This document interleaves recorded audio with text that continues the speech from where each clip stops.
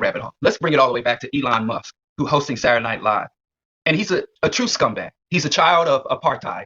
His family made their money in South African apartheid in mines. He has no real technological ability.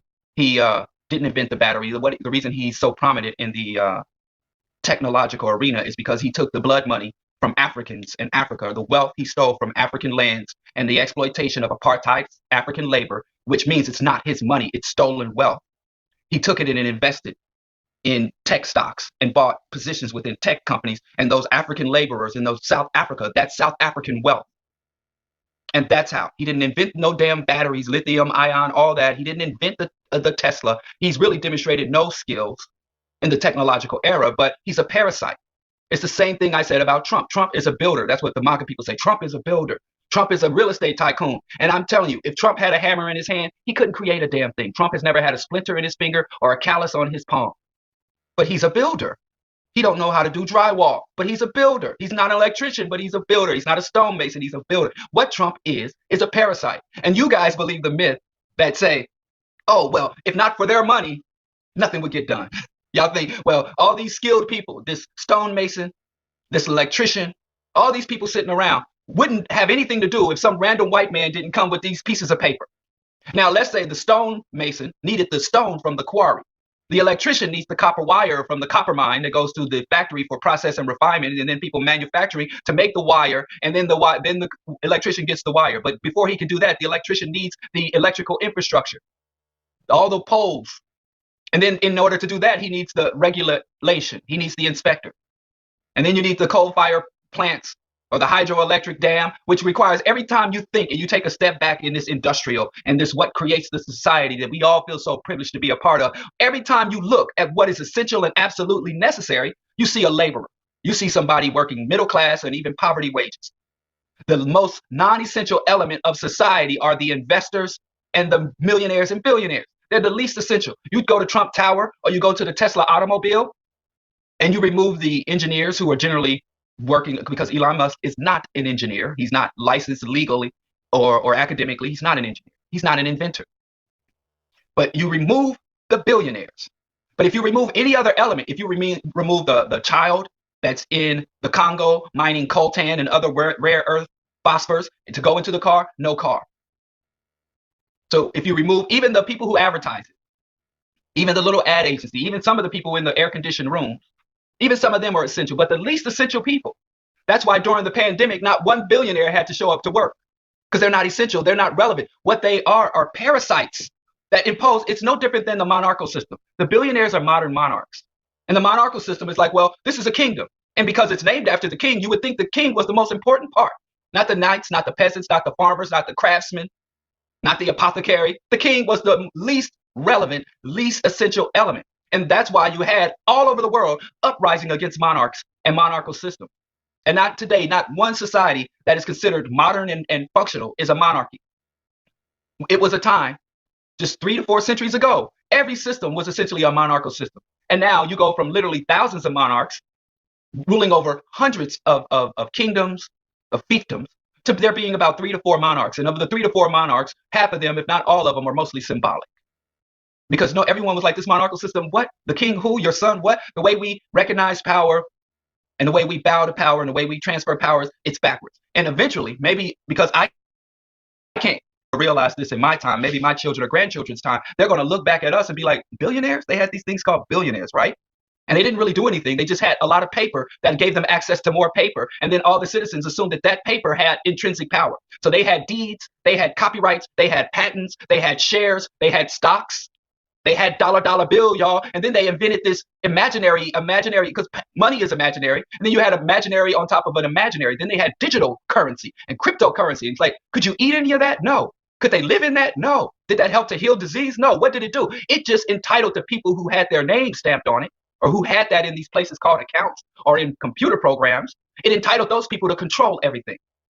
So Trump, and it allowed them to access to what everyone else created. It allowed them control, here's that famous phrase, of the means of production. So paper controls production. And we all go along with it. And you have people that are like, this is the way it is. This is like thermodynamics. This is physics. This is evolution. This is something so essential to reality that it's inescapable. like gravity, like mitosis, like photosynthesis and capitalism. These are things that are inescapable. And if we lose them, we all collapse.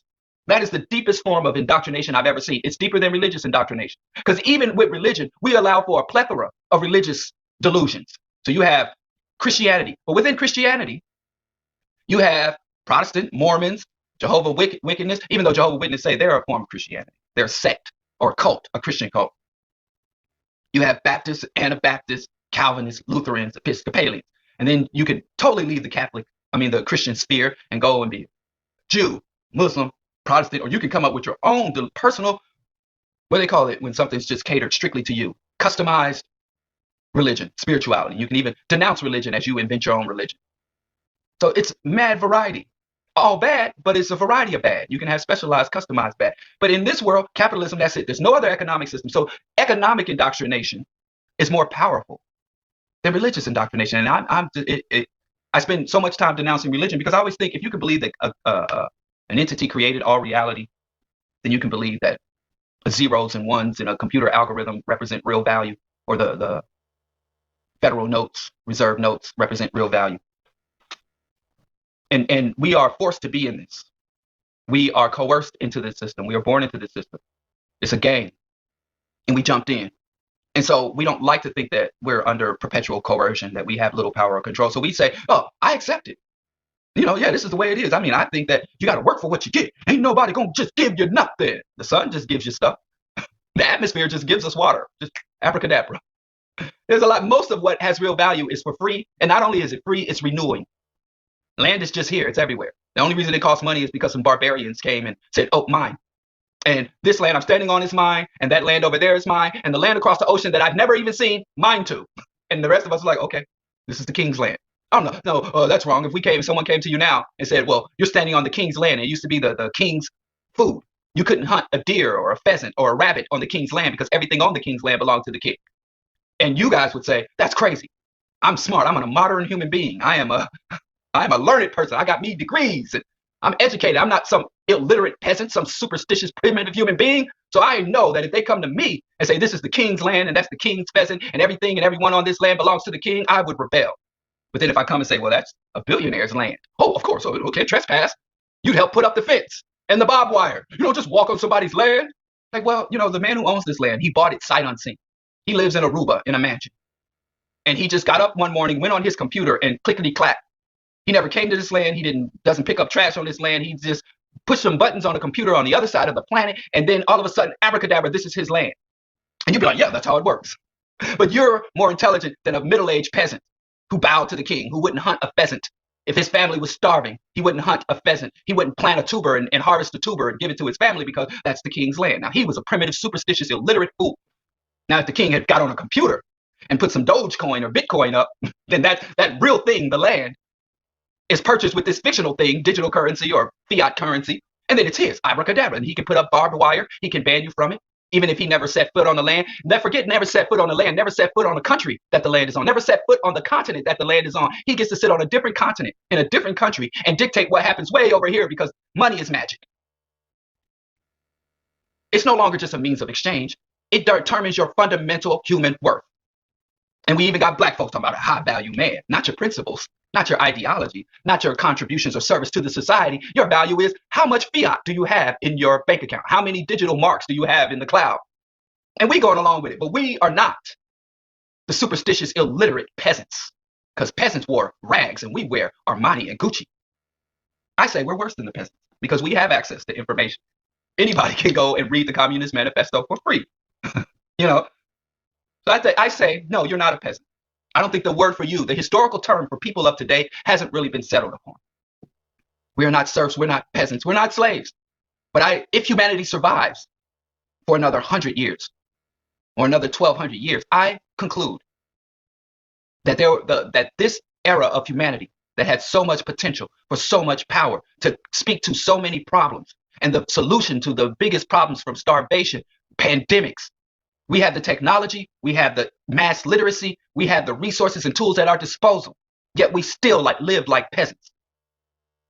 And the king would say, well, I don't want a peasant revolt. I've convinced them that I am essential to their lives when I'm nothing but a parasite, and I don't want them to revolt. So I'll give them religion. I'll give them some, I'll give them an enemy. Like you're a Christian peasant, and we're going to kill the pagan peasants. We're going to kill the Catholic peasants because you're a Protestant peasant. Or we're going to send you on a crusade to fight the terrorists. And they would give them festivals. They would give them glass trinkets. The king would sometime walk amongst his subjects in all his grandeur, and they would hashtag gold. Like me and my peasant girl, we're going to work hard and we're going to ball out like the king and queen. But now, thank goodness, humanity is so advanced. Humanity has come so far that we no longer are like those silly peasants. We don't have any more kings ruling us. We don't have any more. I know I should. Testing. Wow. That's better. Wow. Okay. Just made some adjustments on my mic. My mic sounds nice. Check one. Anyway, so it is my conclusion that history will not look back fondly on all you ballers, all you hashtag goals, all you living my dreams. History will not look back fondly at your selfie taken on the beach because you worked 80-hour weeks and you grind so hard. You earned this. And your selfie on the beach. And the people are going to look at this primitive human being from 500 years ago. And he and his girl are sitting on the beach. And do you know what's in that water? Microplastic. They used to pollute the ocean. And 90% of all of the ecosystems of the oceans and 90% of all complex life forms of the ocean and down to the phytoplankton was dying off. And this guy was working 80 hours a week. So he could go sit at the shore in a now there was these things called third world countries. But there, in every third world country that was in the tropics, they reserved a small, like 20 to 30 square mile area in the country where the people from the first world countries would fly there. And they'd sit in these areas and they wouldn't go to the poor areas. And then the third world people would put on little monkey suits and serve these people so they can make enough money to go back to their shanty. And a lot of the people who did this from the first world were of the same racial heritage of the people in the third world. And they were sitting on the shoulders of their own people talking about living their best lives. And then they went back to their country and they were under racial discrimination. It's like, isn't that crazy? Can you imagine people living like that, believing such things and behaving such ways? I mean, it looks crazy to me now. So I can't imagine if humanity doesn't regress back to total Mad Max barbarism. If what y'all believe, that we're going to progress in technology and knowledge and human development, or like that maniac, Elon Musk, that maniac parasite, believes we will hook our brains up to computers and become super intelligent. If that happens, history is going to look back on the 90s, the 2000s, as one of the most insane eras where we had everything we needed to fix every problem we faced and we squandered it. Where we had a time to not just get rid of kings and queens, but get rid of CEOs and managers and owners and landlords to eliminate all that BS. But we entrenched it. We praised them. We let a pimp, gangster, hustler, antisocial trickster sit on a stage and say, I want to be remembered like Bob Marley.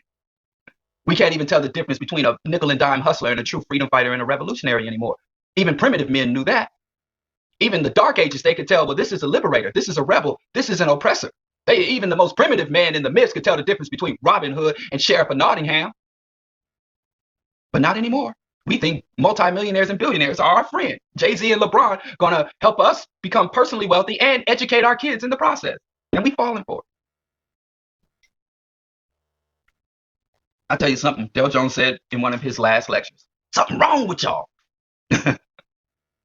Something wrong with y'all. With us. Let me not separate myself. But anyway, Leon Musk had Leon. What's his name? Musk. Leon Musk. Thank goodness he's not Leon, because if he was black, even the delusion would go deeper. I don't like how this mic is sounding, but if y'all like it, I love it. Oops, I didn't fix it. Sorry, Facebook. Man, I can't wait till. Is the pandemic over, y'all? Because I can't do all this myself.